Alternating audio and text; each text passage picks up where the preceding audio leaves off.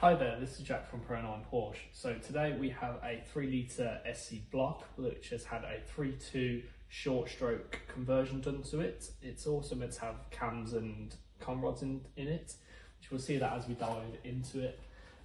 But the reason we're stripping it today is because it has pulled a head stud on cylinder number 1.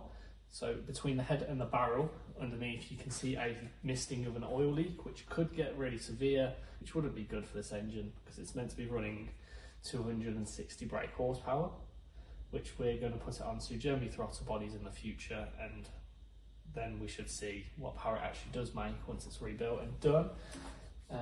But yeah, I'm going to put you guys on time lapse and then we're going to get this engine stripped down and put into 3 main pieces. So we go for block and then the 2 banks as heads and cam boxes, and then we strip them down individually into themselves. So first step is to get all of the tinware off, which it's not really tinware because it's fiberglass, so all the fiberglass wear off, the fan off, and just get it down to core engine.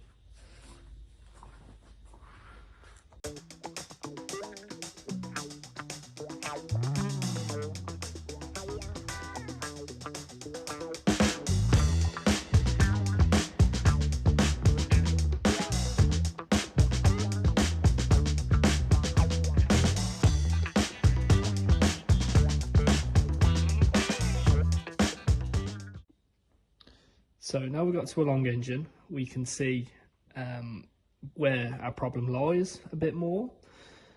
So down here there is just barrel nuts, and then on that side there is a nut which is for the twin plug conversion, so you can get your plug spanner down there onto the plug.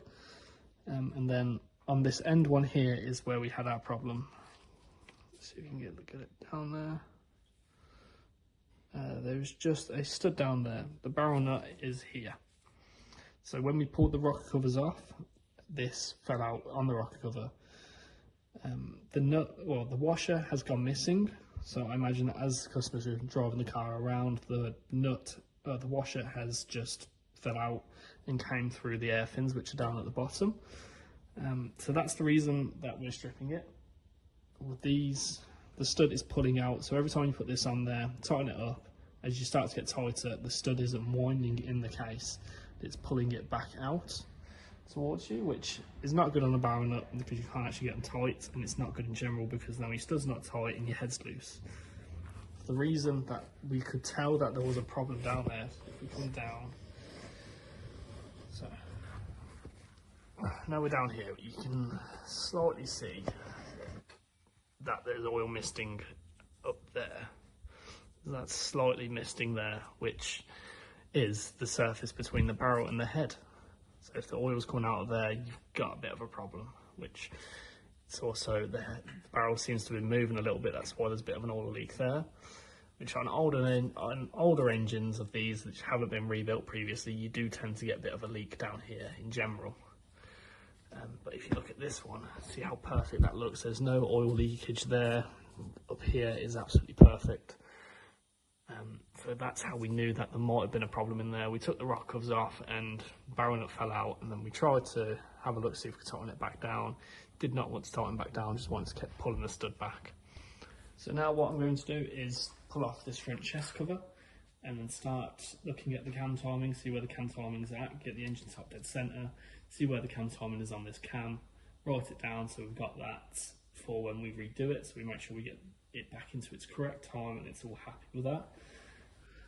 Okay, so what I've done is pulled this front cover off to see what type of tensioner it had, if it had a adjustable tensioner or this standard style just as a spring-loaded tensioner, which has got the spring-loaded tensioner in there with a lockout plate on it. So if your chain tensioner was to fail, all it would do is sit on that. You still would have a lot of slack in the chain, but it wouldn't be detrimental to the engine where it would skip timing because your tensioner has failed. You have got a bit of time to get it to the workshop and fix it. But what I am going to recommend to the customer is that we change these to oil fed, because oil fed is a lot safer. As long as you've got good oil pressure, your engine is going to always have time.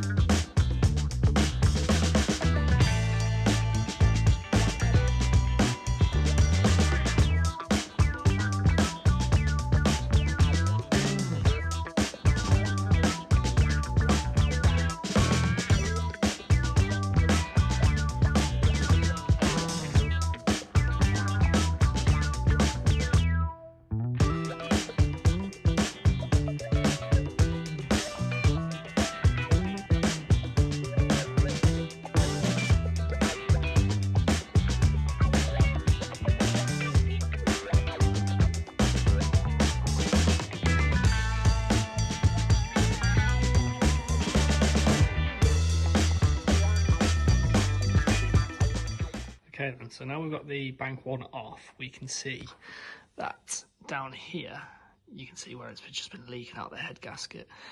Obviously, that's what it looks like when I've just taken it off, because there's going to be a bit of oil sat in these areas, in the pockets. So you're going to get a little bit, but that's been blowing for a while. It's like the head's all dark there. And then if you look down here, you see where the head stood. It's been pulling out. It's a lot further out than that one.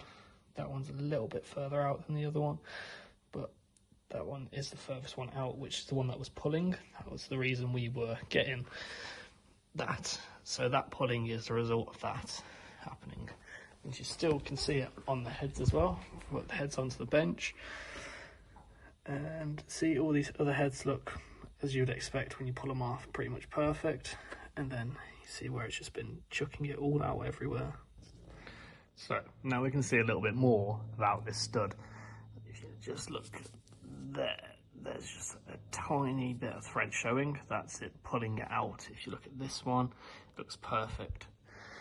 And for com rods, we've got max speeding rods in there.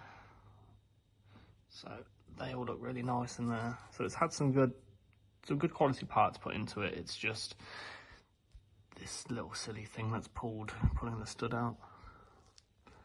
Yeah.